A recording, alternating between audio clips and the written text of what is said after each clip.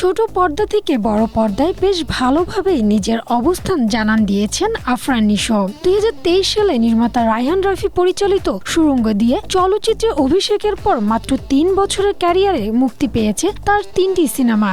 সবশেষ গেল রোজার ঈদে দম সিনেমায় অভিনয় করে দর্শকদের মনে ঝড় তোলেন এই তারকা।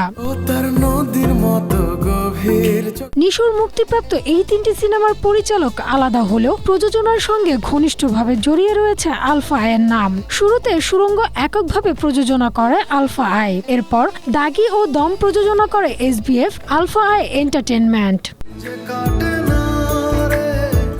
এবার সেই সম্পর্ক আরো দৃঢ় হচ্ছে। সম্প্রতি প্রতিষ্ঠানটির ব্যবস্থাপনা পরিচালক শাহরিয়ার শাকিল জানিয়েছেন, নিশোকে নিয়ে নতুন আরো 3টি সিনেমা চুক্তি করেছেন তারা। পাশাপাশি আরো একটি সিনেমা নিয়েও আলোচনা চলছে।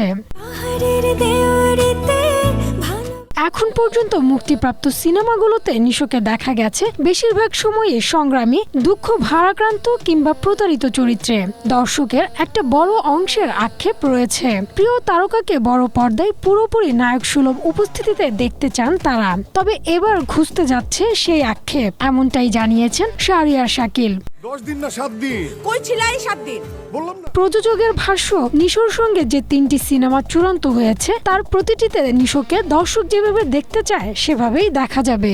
এদিকে নিশোর সঙ্গে 3 সিনেমার বিষয়টি নিশ্চিত করলেও এখনো ছবি ও পরিচালকের নাম জানাননি শাহরিয়ার শাকিল। এমনকি মুক্তির সময়ও পরিষ্কার করেননি প্রযোজক। বছরের শুরুতে আলফা আই জানিয়েছিল ভিকি জাহিদের পরিচালনায় পুলসিরাত নামের একটি সিনেমায় দেখা যাবে নিশোকে। তার সঙ্গে ভাবা হচ্ছে মেহজাবিন চৌধুরীকে। অনেক আশা নিয়ে বেরিয়েছিলাম যে সবকিছু হয়তো ভাগের মতো হয়েছে। Humaira Siddiqua, Asia post.